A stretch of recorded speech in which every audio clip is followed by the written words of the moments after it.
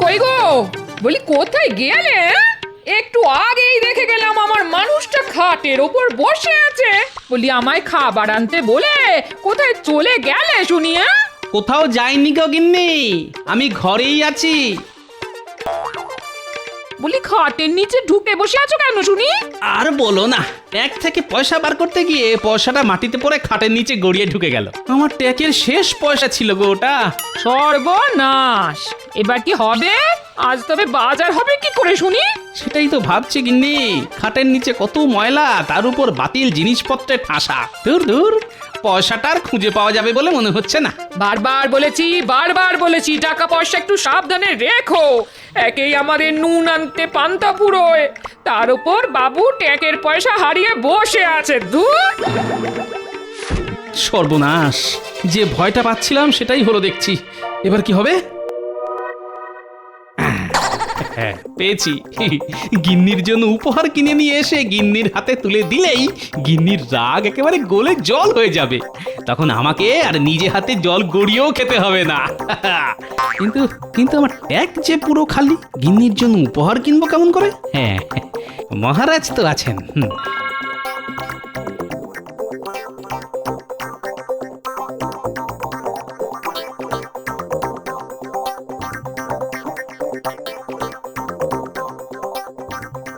ওরে বাবারে, আজ সূর্য কোন দিকে উঠলো মহারাজ? কেন কেন হঠাৎ এই প্রশ্ন কেন মন্ত্রী? দেখছেন না মহারাজ, গোপাল আজ সঠিক সময়ে রাজসভায় চলে এসেছে। তাই তো দেখছি। কি গোপাল, আজ সময় মতন রাজসভায় চলে এলে যে? গিন্নি বুঝি তোমাকে বাড়ি থেকে তাড়িয়ে দিয়েছে? আগে ঠিকই ধরেছেন মহারাজ, তাই আমি আপনার কাছে এসেছি মহারাজ। যদি কিছু পয়সা হবে না।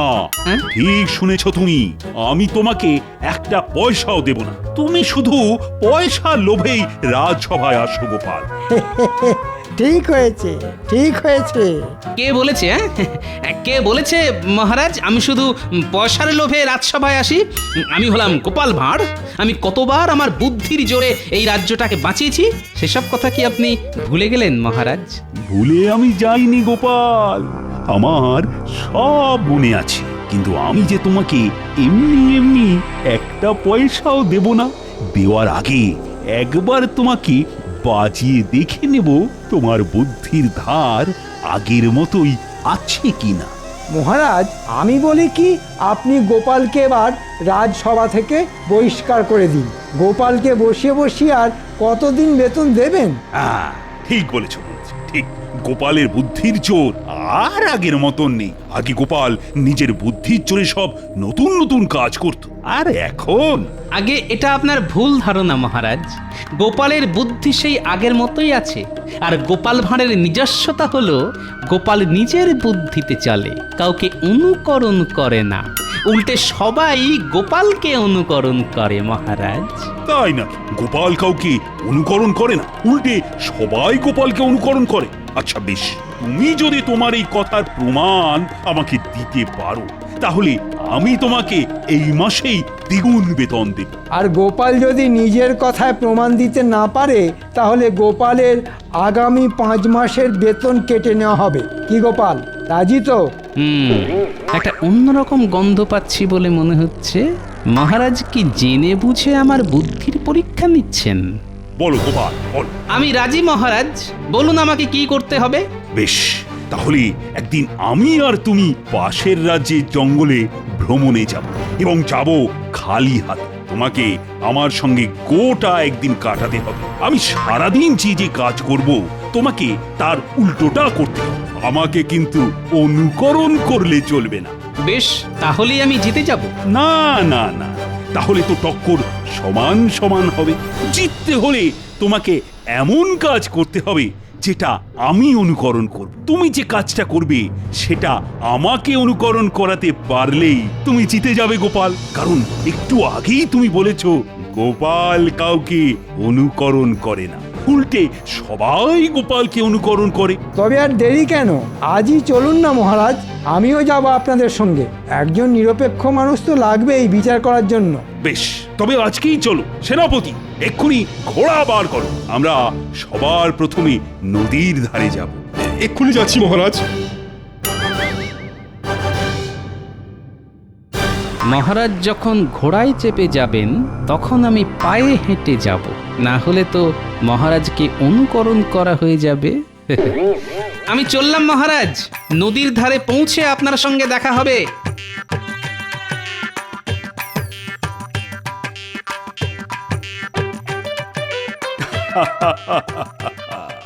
এবার দেখবো গোপাল তোমার বুদ্ধির দৌড় কতটা।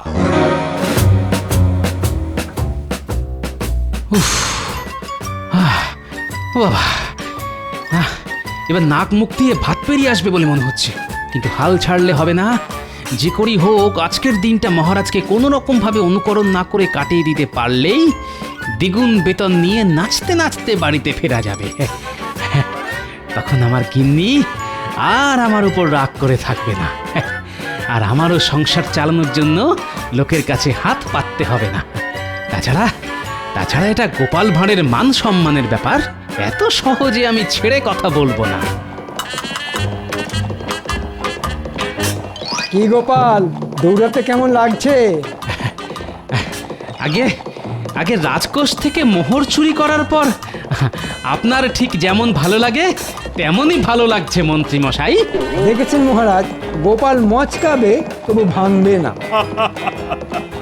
গোপাল, এইভাবে ছুটতে থাকলে তো তুমি দুদিনেই নিজের অত বড় ভুঁড়িখানা খোয়াবে, তখন কিন্তু তোমাকে দেখতে বেশ লাগবে।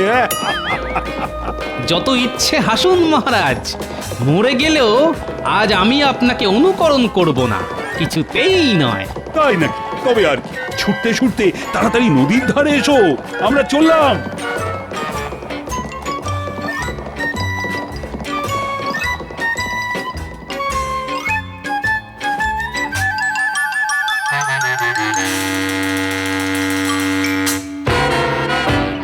মহারাজ, বলো মন্ত্রী। আমরা তো পৌঁছে গেলাম, কিন্তু এবার আমাদের গোপালের আসা পর্যন্ত অপেক্ষা করতে হবে। তা তো হবেই, আর গোপাল আসলেই আমি নৌকো করে ওপারে যাওয়ার কথা বলবো। আমরা নৌকা করে ওপারে যাব, তাহলে তো গোপালকে সাঁতার কেটে ওপারে যেতে হবে। হ্যাঁ, তাই তো আমি আগে থেকে গোপালকে কিছুই বলিনি মন্ত্রী। আজ গোপালকে হারিয়ে তবেই আমি প্রাসাদে ফিরবো, তুমি দেখে নিও। আরেকটু, ওই তো মহারাজ আর মন্ত্রী মশাই দাঁড়িয়ে আছেন। উফ, আমি এসে গেছি মহারাজ। এসো গোপাল এসো, আমরা তো তোমার জন্যই অপেক্ষা করছিলাম। ঠিক বলেছেন মহারাজ। হ্যাঁ, এবার আমরা এখান থেকে কোথায় যাব মহারাজ? আমরা যাব নদীর ওপারে, আর আমি যাব নৌকো করে।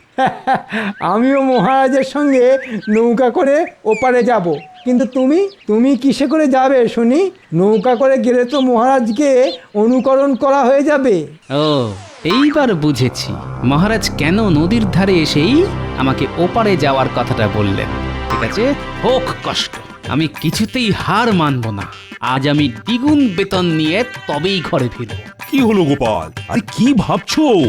অনেকদিন নদীর জলে সাঁতার কাটা হয় না মহারাজ, তাই আমি সাঁতার কেটে ওপারে যাব ভাবছি। বেশ বেশ, তবে আর দেরি করো না, এক্ষুনি সাঁতার কাটা শুরু করো, না হলে যে আমাদের আবার ওপারে গিয়ে তোমার জন্য অপেক্ষা করতে হবে।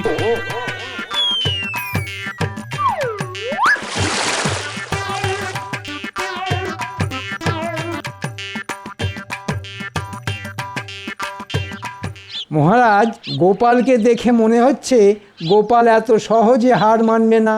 যাই হয়ে যাক, গোপাল আপনাকে কিছুতেই অনুকরণ করবে না। তাহলেও গোপাল জিততে পারবে না মন্ত্রী। গোপালকে জিততে হলে এমন কিছু করতে হবে যেটা আমি অনুকরণ করি, আর আমি মরে গেলেও গোপালকে অনুকরণ করব না। ওই দেখুন মহারাজ, গোপাল অনেক দূর এগিয়ে গেছে। এবার আমরাও যাই, চলুন। হ্যাঁ হ্যাঁ, চলো চলো।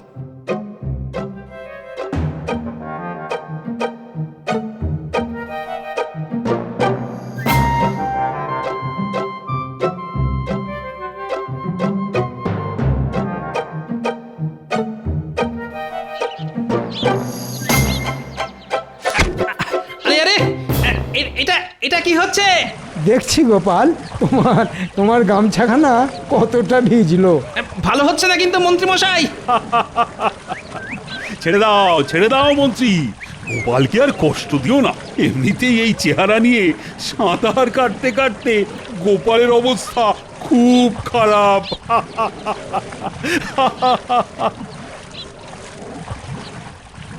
হাসুন হাসুন, যত খুশি হাসুন, এরপর যে আপনাদের কাঁদতে হবে।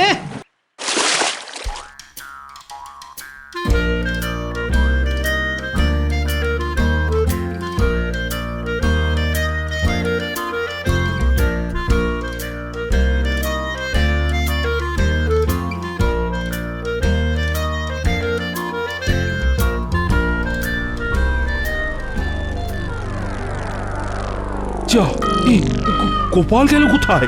মাঝ নদীতে গোপাল ডুবে যায়নি তো? না না না, তা কি করে হয়? ও ও ওই তো গোপাল আসছে। সেই শয়তান এত সহজে মরে গেলে তো ল্যাটটা চুকেই যাবে। আমি এসে গেছি মহারাজ। ওরে বাবারে, প্রথমে এতটা পথ দৌড়নো, তারপর এই নদী সাঁতরে পার হওয়া, পেটে ছুঁচোয় একেবারে ডং বৈঠক দিচ্ছে। তবে চলো গোপাল, এবার জঙ্গলের ভিতরে যাওয়া যাক।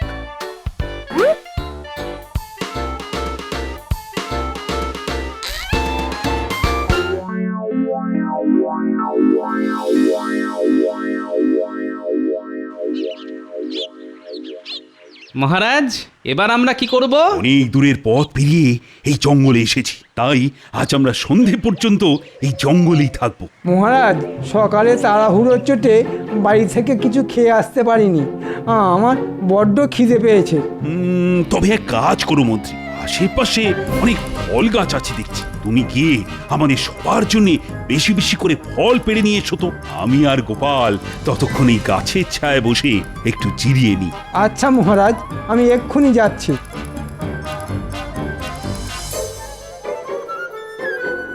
কি হলো গোপাল, আরে দাঁড়িয়ে কেন, বসো। আগে আমাকে এত সহজে বোকা বানানো যাবে না মহারাজ। আমিও যদি আপনার মতন গাছের ছায়ায় বসে পড়ি, তাহলে আপনাকে অনুকরণ করা হয়ে যাবে, আর সেটা আমি কিছুতেই করব না। বেশ, তবে দাঁড়িয়েই থাকো আর কি।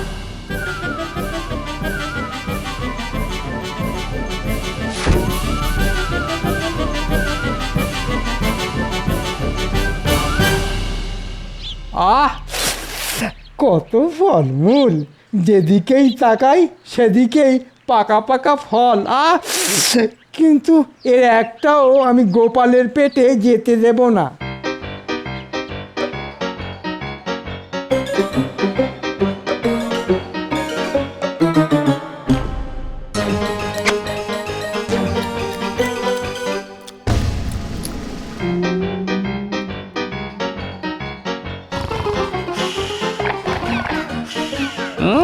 মহারাজ মনের সুখে জিরিয়ে নিচ্ছেন, এদিকে আমাকে দেখো, এত খাটাখাটি করো, দাঁড়িয়ে থাকতে হচ্ছে। মহারাজ, আমি এসে গেছি মহারাজ। তাই তো, আরে বাহ, অনেক ফলমূল সঙ্গে করে নিয়ে এসেছো দেখছি তুমি মন্ত্রী। আগে এগুলো সবই আপনার জন্য মহারাজ।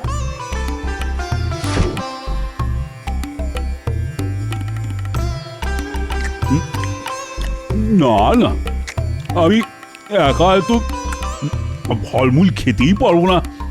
কি গোপাল, দাঁড়িয়ে না থেকে তুমিও খাওয়া শুরু করো। না গোপাল, খাও। মহারাজ তো আগেই খাওয়া শুরু করে দিয়েছেন, তুমিও শুরু করো। আপনারাই খান, পেট ভরে খান, আমার খিদে নেই। সে কি, এতটা পথ হেঁটে ছুটে সাঁতার কেটে এলে, আর এখন বলছো খিদে নেই? আছে আছে, গোপালের খুব খিদে আছে, খাচ্ছে না শুধু ওই দ্বিগুণ বেতনের লোভে। গোপাল খাওয়া শুরু করলেই তো আপনাকে অনুকরণ করা হয়ে যাবে। হ্যাঁ, তবে আর কি, না খেয়েই থাকো তুমি। আহ আহ, কি সুস্বাদু। ভগবান, আমাকে আমাকে আরেকটু সহ্য ক্ষমতা দাও। শুধু আজকের দিনটা কোনো রকমে কাটিয়ে দিতে পারলেই হলো। এত সহজে আমি তোমাকে ছেড়ে দেব না গোপাল। এবার দেখো আমি কি করি।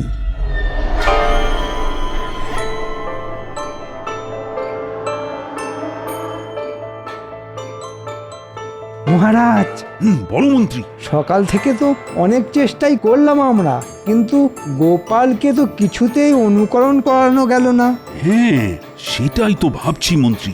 এবার এমন কিছু একটা করতে হবে যাতে গোপাল আমাকে অনুকরণ করতে বাধ্য হয়। কিন্তু কি করবেন মহারাজ? এই দেখো মন্ত্রী। ওটা তো একটা মৌচাক মহারাজ। আরে কাছে এসো। মতলবটা ভালো ঠেকছে না। আমাকে আবার নতুন কোনো সমস্যায় ফেলার চেষ্টা করছেন। দারুণ বুদ্ধি মহারাজ, এবার গোপাল বুঝবে ঠেলা।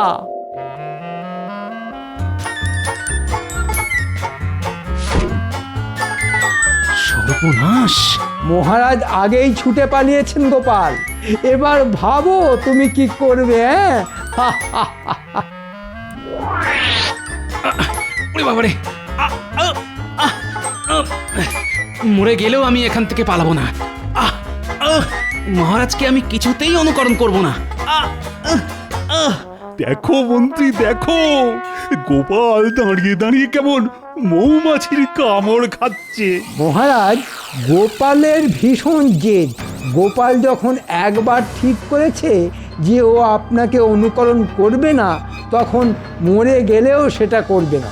তাই তো দেখছি মন্ত্রী, গোপাল যদি নিজের সিদ্ধান্তে অনড় থাকতে পারে তাহলে আমিও পারব।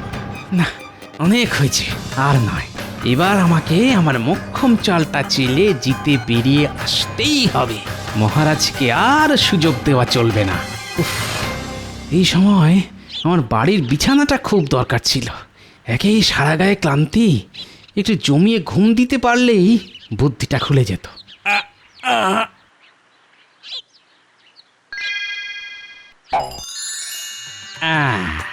পেয়েছি। একটা উপায় খুঁজে পেয়েছি।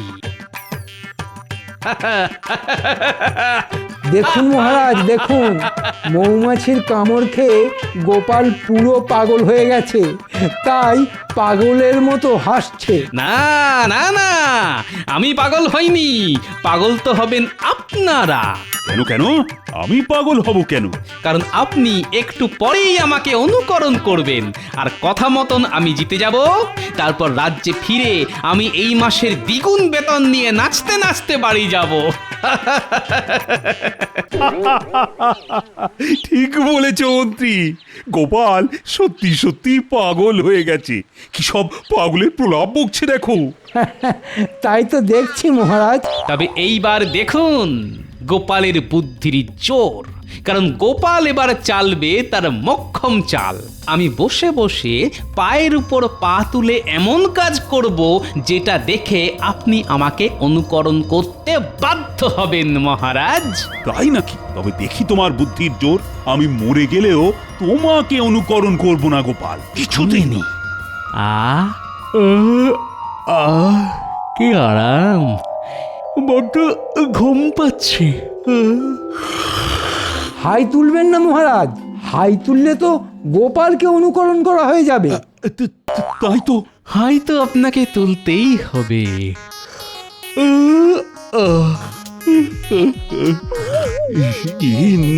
না না, আমি কি করলাম? কি করলেন মহারাজ? আমিও তো হাই তুলে ফেললাম। এই তো মহারাজ আমাকে অনুকরণ করেছেন। হায় হায় হায়, আমি কি করলাম? জেনে শুনে গোপালকে অনুকরণ করলাম। অনুকরণ তো আপনাকে করতেই হতো, কারণ আপনার সামনে কেউ বড় বড় হাই তুলছে সেটা দেখে আপনি হাই তুলবেন না, এ যে অসম্ভব ব্যাপার। ছোট থেকে শুনে আসছি হাই তোলা বড্ড ছোঁয়াচে, আর আজ সেটা নিজের চোখে দেখলাম। গোপাল, তোমার পিঠে পিঠে এত বুদ্ধি! আমার নাম গোপাল ভাঁড়। আর বলেছিলাম না মহারাজ, গোপাল কাউকে অনুকরণ করে না, উল্টে সবাই গোপালকে অনুকরণ করে।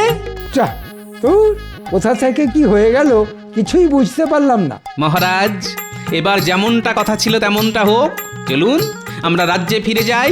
দ্বিগুণ বেতন নিয়ে আমাকে একবার বাজারে যেতে হবে। তাই হবে গোপাল, তোমাকে যখন একবার কথা দিয়েছি তখন কথা আমি রাখবই। আর আমি জানি লোহা ফেলে রাখলে জং ধরে যায়, কিন্তু গোপাল ভাঁড়ের বুদ্ধিতে কোনোদিনও মরচে ধরবে না। ঠিক বলেছেন মহারাজ। এই নাও গোপাল, তোমার এই মাসের দ্বিগুণ বেতন।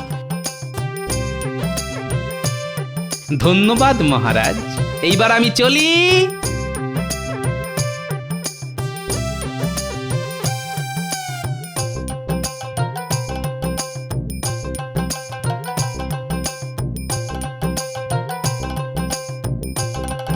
আহা কি আনন্দ, আহা আহা আহা।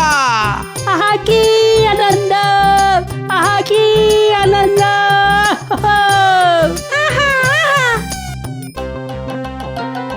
এই এই, তোরা আমাকে অনুকরণ করছিস কেন রে? আরে বড়দের অনুকরণ করেই তো বাচ্চারা বড় হতে চায় গোপাল দাদু। আর তুমি হলে আমাদের একমাত্র দাদু, আমরাও বড় হয়ে তোমার মতনই হতে চাই গোপাল দাদু। তা ঠিক, মাঝে মাঝে অনুকরণ করাও ভালো।